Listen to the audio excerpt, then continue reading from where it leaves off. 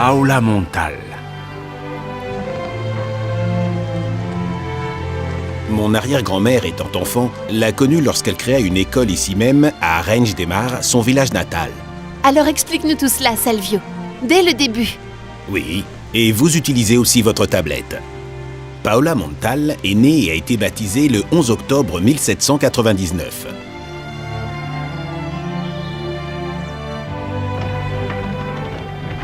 Et cette fille est devenue la joie de ta maison. Les enfants de ta première femme sont déjà grands. Paola est un rayon de soleil, et j'ai de la chance avec mon office de cordelier. Et Vicenta, quelle excellente dentelière. Paola, surveille ta petite sœur. Je vais dans la cuisine. Oui, maman. Ça te plaît? Il est magnifique. D'ici peu, tu te débrouilleras mieux que moi. Mais que dis-tu? C'est toi qui m'as tout enseigné, maman. La famille était si complexe et si nombreuse que la pauvre Vicenta était souvent débordée. Finalement, le couple et ses enfants sont partis dans une nouvelle maison.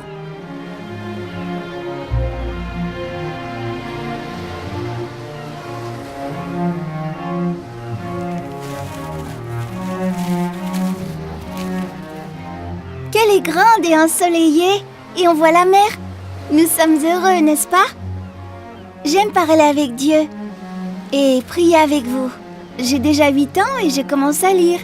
C'est dommage qu'il n'y ait pas d'école pour les filles, afin qu'elles puissent apprendre d'autres choses que la couture. Et l'année suivante, les Français attaquèrent. La guerre d'indépendance. Les familles s'enfuirent dans les montagnes et à leur retour, quelle horreur! Ils avaient tout volé et détruit. Mais le pire était encore à venir. Vicenta, je souffre à l'idée de toutes les épreuves que tu as traversées en peu de temps.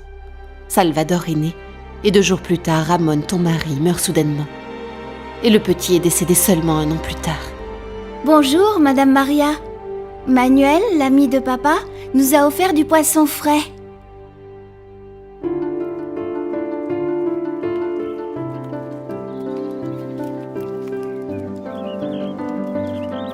Bonjour, Félicia, Inès, vous êtes en avance? Arrête donc de travailler. Mais quelle admirable dentelle as-tu là? Nous vivons grâce aux dentelles.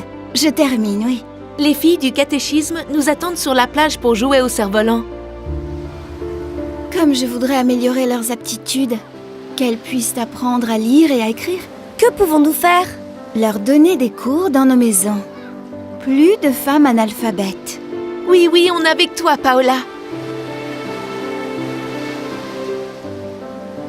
Le curé, qui s'appelait comme moi, fut d'une grande aide envers Paola, de même que son directeur spirituel capucin. Elle aidait à la paroisse et s'associa aux confréries de la Vierge. Maria était pour elle un modèle à suivre. Quelle confiance! Les années passèrent, Paola avait déjà 29 ans. J'ai pensé à toi, Paola, lorsque j'ai appris qu'à Figueras, on cherchait des personnes pour ouvrir une école pour filles. Alors c'est le moment de lever l'ancre. Oui, pour entreprendre une action éducatrice qui pourra te conduire très loin.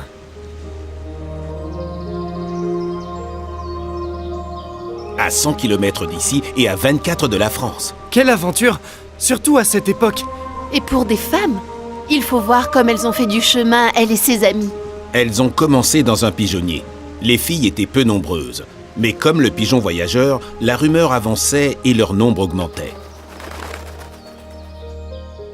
Depuis que nous sommes dans la grande rue, nous avons assez d'espace pour répondre aux demandes.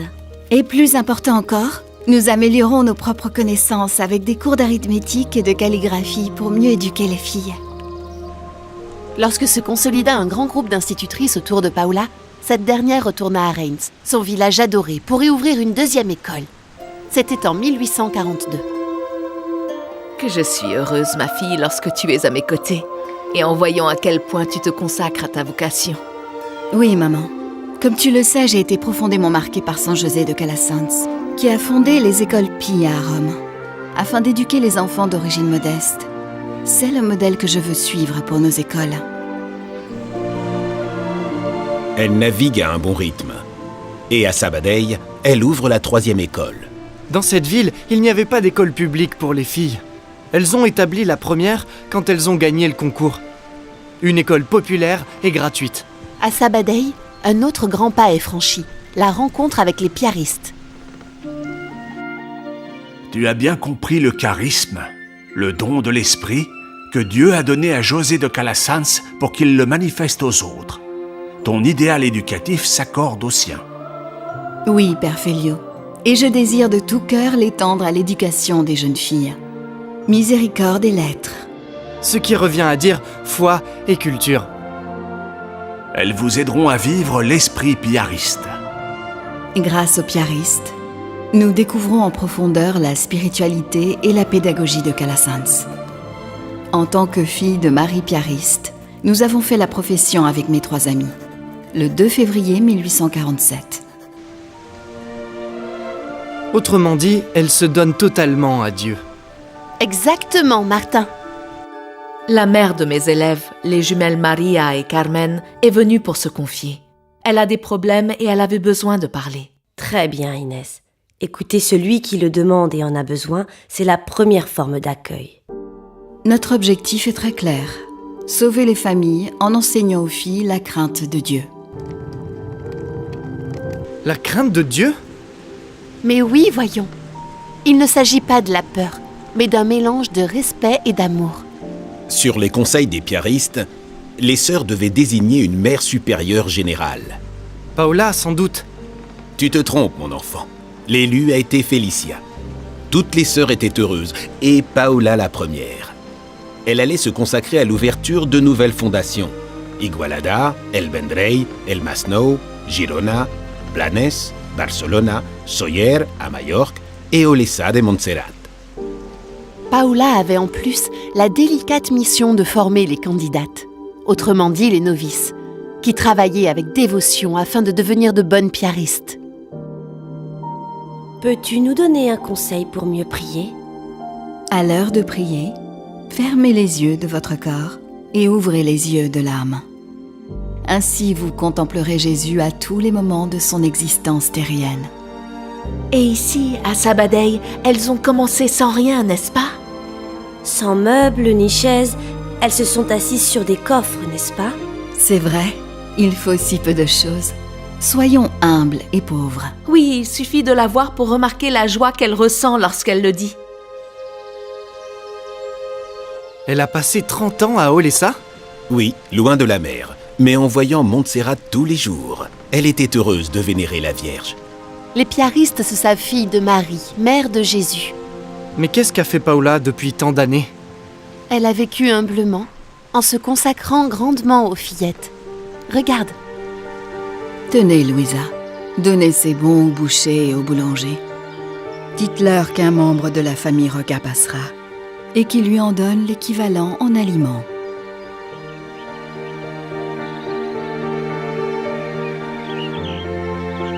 Dites-moi, si ce n'est Dieu, qui pourrait créer tant de beauté ?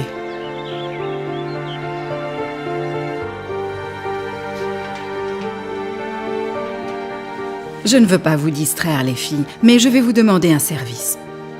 Tout ce que vous voulez, mère. Aujourd'hui, une élève est venue avec des sandales tellement abîmées qu'elle pouvait à peine marcher. Cet après-midi, vous m'apporterez 1 centime ou 2, ce que vous pourrez.